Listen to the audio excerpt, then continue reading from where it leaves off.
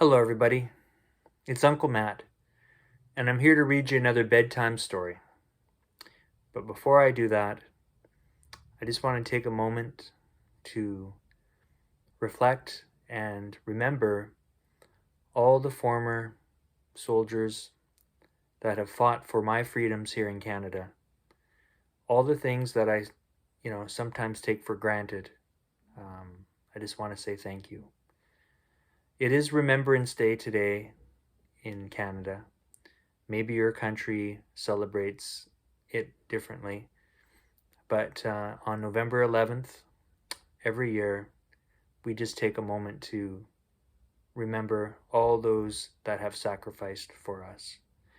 Today, too, I thought I'd read a story called Where Poppies Grow.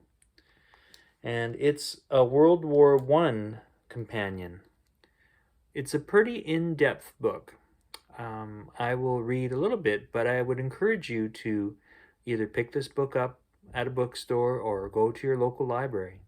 There's some great information on here. And this book was written by Linda Granfield. And it was copyright in 2001.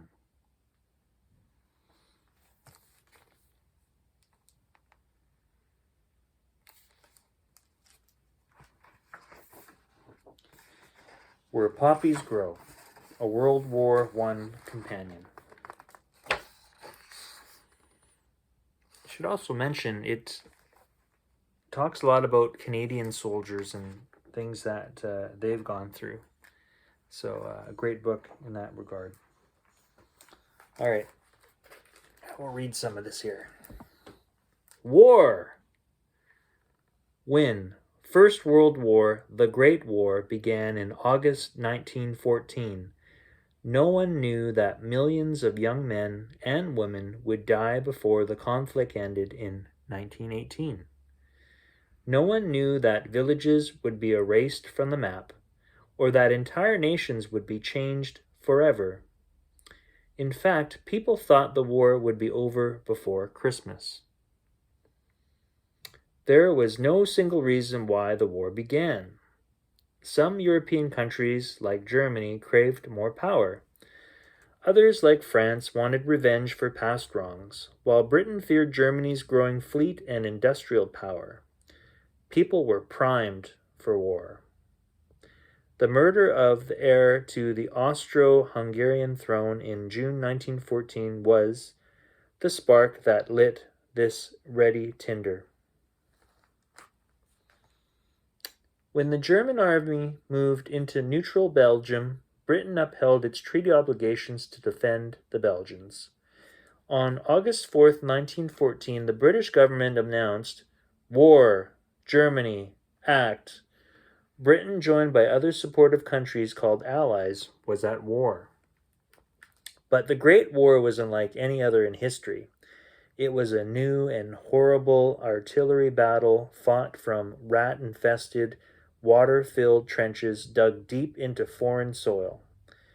The only noble thing about it was the dedication of the millions who fought for what they believed. Into the nightmarish terrain of the Western Front stepped thousands of soldiers from many countries. As you gaze upon the faces of some of these people, pause for a moment and consider who they were. Linger on their heartfelt words written home. How many of them returned to their families? Their faces are our faces. Their deeds are inheritance.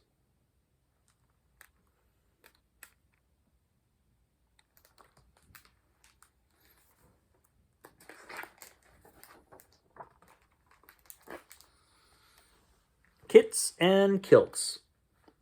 New recruits had lots to learn during their training period at camps, like the one in Valcartier, Quebec.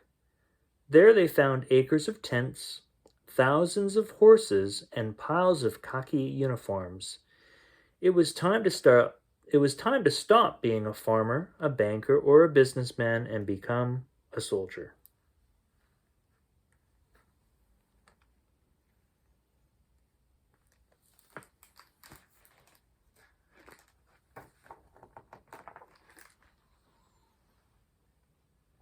After their training was complete, and this is to England's green fields, after their training was complete, troops were sent to England.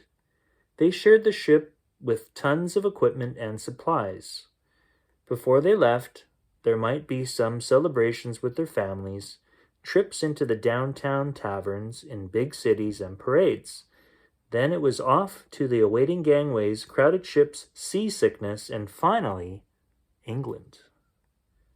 And at long last they wrote, "We are almost on the battlefields of Europe."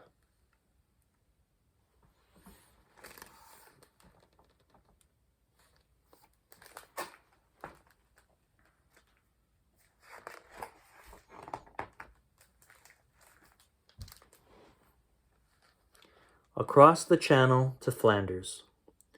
Many of the troops sent to Europe put their training to the test in Flanders, the French and Belgian lands bordered by the English Channel. For centuries, Flanders was the site of fertile farmlands and cities that were bustling mercantile centers trading with the world, and now it was the epicenter of the war. Troops arrived to find medieval guild halls destroyed by bombardments and fields stripped of topsoil and pockmarked by shell craters. In this horrific environment, the soldiers prepared to meet the enemy. Nearly 500,000 Allied soldiers lived and fought in the dreary trenches on the Western Front. There were 3 lines of the trenches: the front line, closest to the enemy, the support line, and the reserve line. Men moved about between the 3 lines through communicating trenches and through tunnels dug by men called sappers.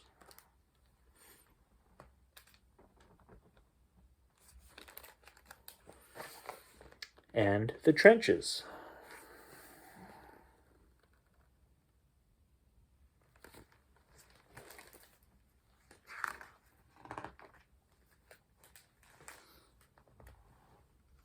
The routine of daily life. When not in the trenches, a soldier had plenty to keep him busy.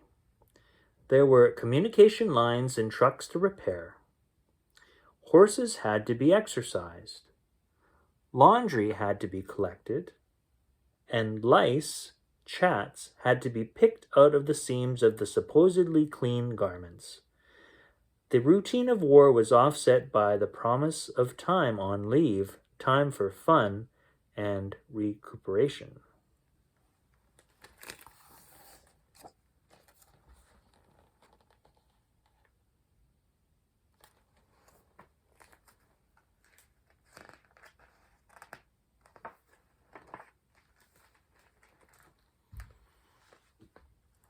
Over the top. New technology meant new weaponry and more savage warfare in this war than had ever been seen before. Poor weather conditions from 1914 through 1918 made marches and battles long and exhausting. Numbed by the furious noise, knee-deep in mud, and facing death daily, many went mad.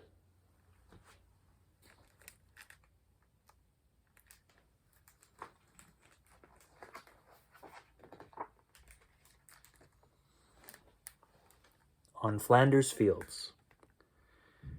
War Remembrance memorials list the names of important First World War battles, names that during the war years were readily recognized by school children around the world: Mons, Ypres, Nouvelle Chapelle, the Somme, Beaumont Hamel, Vimy, and Cambrai.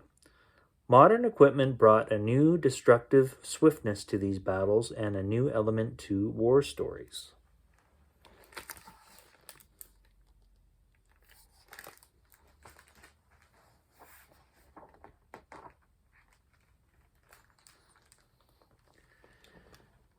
Warfare on the seas. Before the First World War, a trip by ocean liner was one of the most memorable ways to spend a vacation.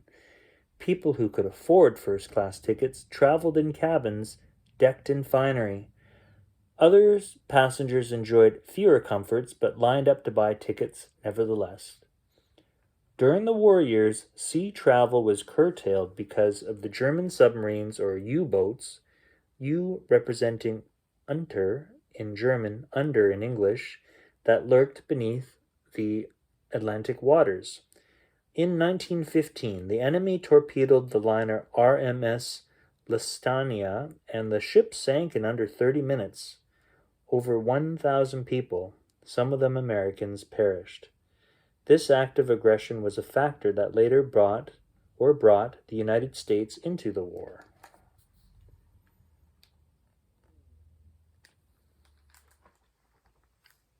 And in the air. Only 2 aviators and 1 airplane accompanied the first Canadian troops sent to England in 1914. By the end of the war, almost 22,000 men were in the Royal Flying Corps, the RFC. At first, pilots flew over the fields determining the location of the enemy, making maps and taking photographs, but it didn't take long for both sides to upgrade their planes into new weapons, attack machines in the air. Armed with machine guns and bombs, German and Allied planes flew over their enemies, destroying trenches, villages, and thousands of lives.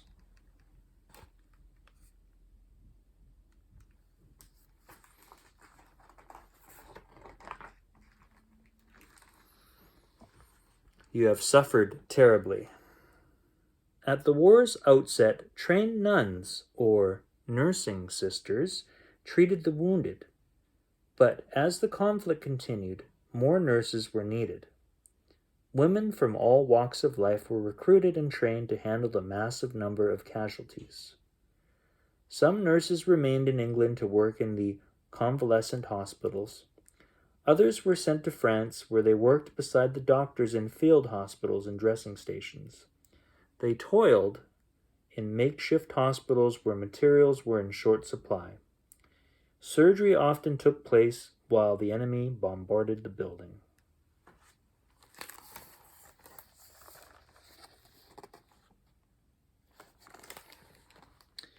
Nurses were among the victims of the shelling and disease. The tremendous impact their work had on the lives of the injured earned them military decorations and a new respect for women as a significant force on the battlefields of the world.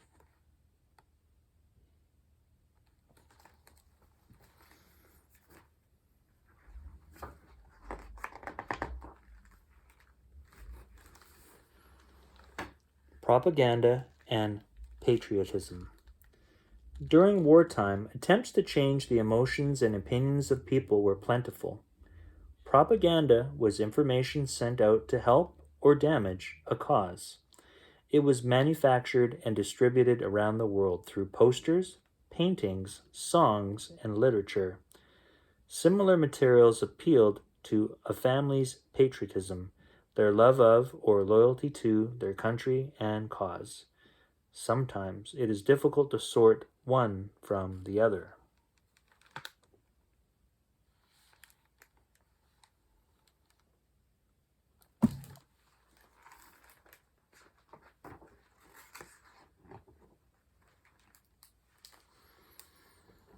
Keep the home fires burning. So began a popular wartime song. The next lines are, while your hearts are yearning, though your lads are far away, they dream of home. Home. Whether a farmhouse on the prairies or a cozy house in one of North America's big cities, it was physically far from the front, but was tied to Europe nevertheless. Everyone's lives was affected by the news that arrived via newspapers, magazines, and public announcements. Every aspect of family businesses and pleasure were and was filled with reminders. The war would only be won if everyone worked together. Work they did, even the children who created war gardens for food supplies.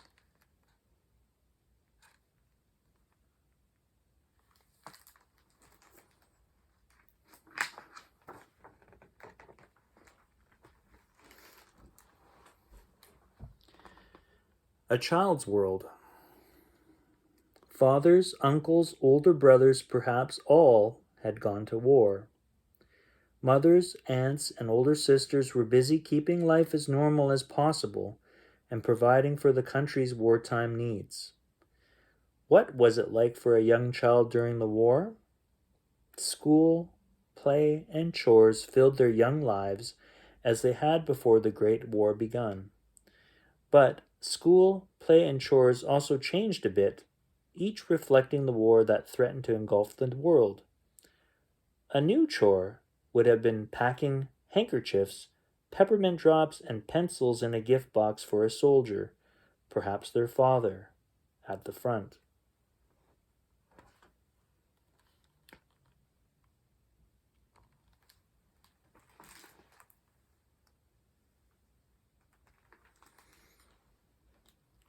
Again, I would encourage you to maybe get this book from the library or purchase. There's a lot of cool little side stories, and I'm just going to read this one here. It's a postcard.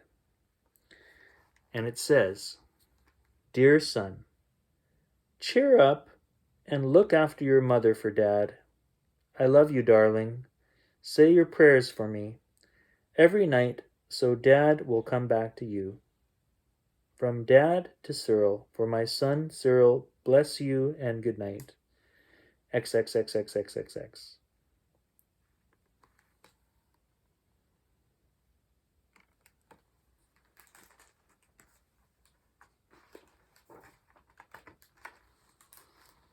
Mum's the word. Letters and postcards were a soldier's primary link with his family while he was serving his country. Many of the letters repeated the same words. "I'm fine, don't worry about me, how's everything at home?" There wasn't too much more than that a soldier could write, because if he mentioned and described where he was and his comrades were, there was a chance the enemy might intercept the mail and determine the Allies' location. "Mum's the word, I can't tell you anything," was a phrase often repeated. For families missing a loved one, however, just the sight of his handwriting was enough consolation. Every letter received meant he was still alive.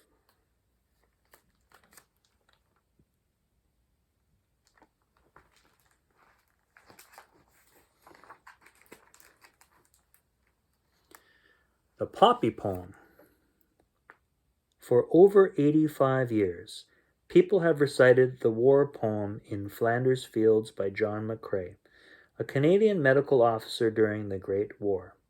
McCrae wrote the sonnet in May 1915 after an enemy shell exploded at the feet of his close friend, Lieutenant Alexis Helmer. Inspired by this tragedy and the hundreds of wounded and dying men he treated routinely, the doctor wrote a poem that to this day relays the images of war, loss, love, and renewal. In Flanders Fields. In Flanders Fields the poppies blow. Between the crosses row on row, that mask our place, and in the sky the larks still bravely singing fly, scarce heard among the guns below. We are the dead, shot days ago. We lived, fell down, saw sunset glow, loved and were loved, and now we lie in Flanders Fields. Take up our quarrel with the foe. To you from failing hands we throw. The torch be yours to hold it high. If ye break faith with us who die, we shall not sleep through poppies grow in Flanders Fields. John McCrae.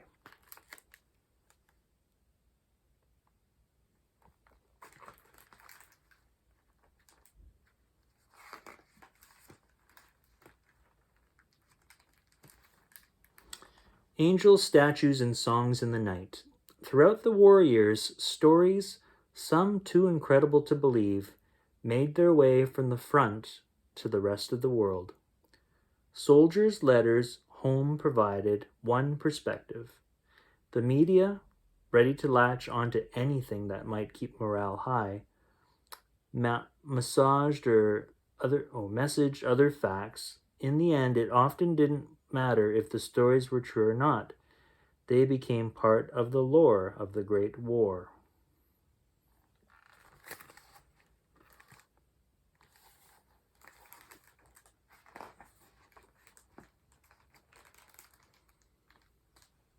Spies and traitors, or not. Espionage or spying was a natural development of the war. Each side wanted to know what the other was planning, and the best way to find out was to send secret agents into the enemy camp. The public was warned that any stranger in their midst, or even a friend, could be listening and watching and reporting to the enemy. Men and women were captured, imprisoned, sometimes tried and executed as spies. Concrete evidence was not always available. Fear brought swift justice to the innocent and guilty alike. Two of the more famous spies of the First World War were women whose cases continue to be debated over 85 years later.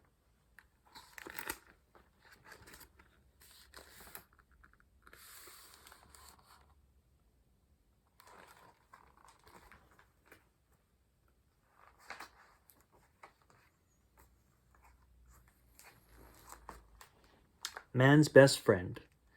Some of the most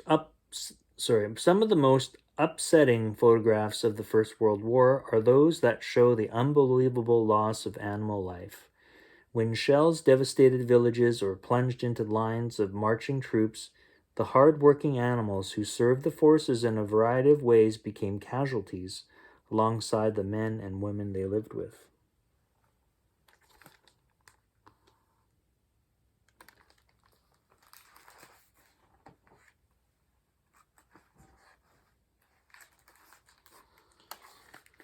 Dear Cora, a soldier doesn't return. The story of the Lyle family is just one of the millions about families whose loved ones never returned from the war. William Leslie Lyle was born in 1886 on Prince Edward Island, Canada. The family name had originally been de Lyle, a French name. Les had two brothers and a sister, Helen Leona. Les and a brother headed west to work as decorative painters. They painted the ceilings and murals at the beautiful Pantages Theatre in downtown Toronto and found similar work in Winnipeg. There, Les met and married Cora Wickett, and the Lyle family was soon blessed with a daughter, Helen. When Les enlisted, he became Private W.L. Lyle, number 871016. All soldiers had a service number. Les was sent to training camp and then to England and later France, where he continued to write to his family. After Les found out how much Cora enjoyed the flower-covered silk postcards, he sent more of them to Winnipeg. He also wrote letters at the YMCA and the Church Army Recreation Huts. On August 31st, 1918, in what appears to be his last letter to Cora, Les plays with a bit of code. Knowing the censor will read his letter, he answers a question Cora obviously asked in a previous letter, "Where in France are you?" The code here is, "Remember the title of that new song they got up?" "Some song. Well, we just finished there and we are at the same old place you were asking about." The song may have been Mademoiselle from Armentières, some song with its racy words. Les is writing about that city and one nearby, Arras. Les Lyle died on September 3rd, 1918, fighting on the road from Arras to Cambrai, France. He was buried in nearby Wancourt. Just 10 weeks later, the war was over.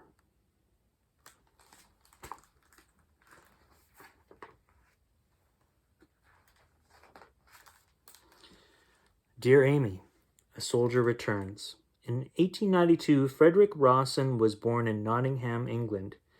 He was the eighth and last child, and only son. His mother died when Fred was born, and within 3 years the Rossen children were orphans.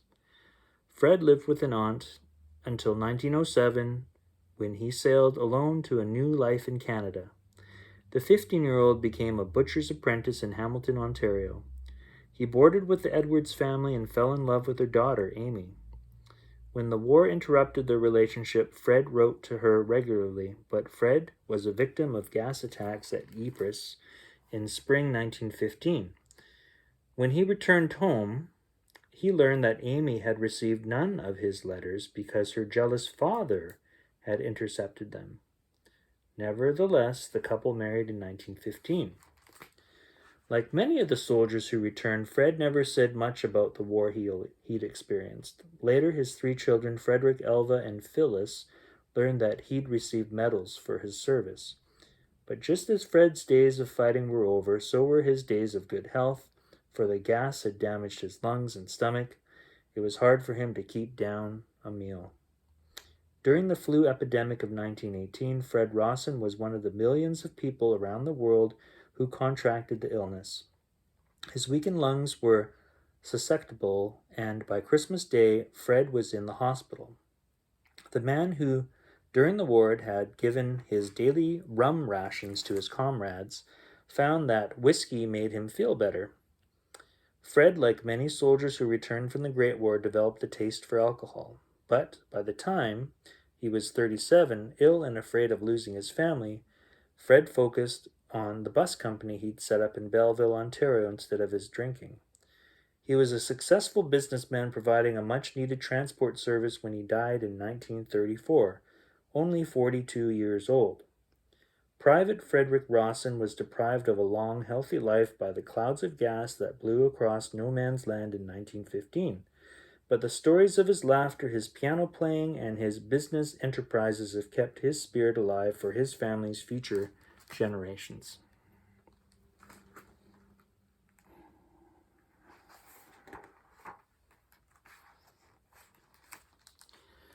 The building of remembrance. There was plenty for everyone to remember when the war ended on Armistice Day, at the 11th hour of the 11th day of the 11th month, 1918. Germany was defeated. Soon soldiers would be demobilized or disbanded and sent home. For them, life would never be the same again. The small red flower that had dotted the sacred or scarred landscape and adorned soldiers' helmets would soon become a symbol of all that had been lost and accomplished. Just 2 days before the armistice, Miss Moyna Bell Michael of Athens, Georgia, decided that the Flanders poppy of John McCrae's poem should be recognized nationally as a memorial flower. By 1920, the poppy was officially adopted in the United States. A year later, silk poppies were being made by French widows and orphans and sold, with the profits going to veterans' families or programs for disabled veterans. Similar efforts continue today in many countries around the world. Poppy mania continued throughout the 1920s, and communities were urged to plant poppy gardens. The sturdy flower that decorated the hastily dug graves in Flanders and survived the ravages of war has come to represent our remembrance of life, sacrifice, and honor.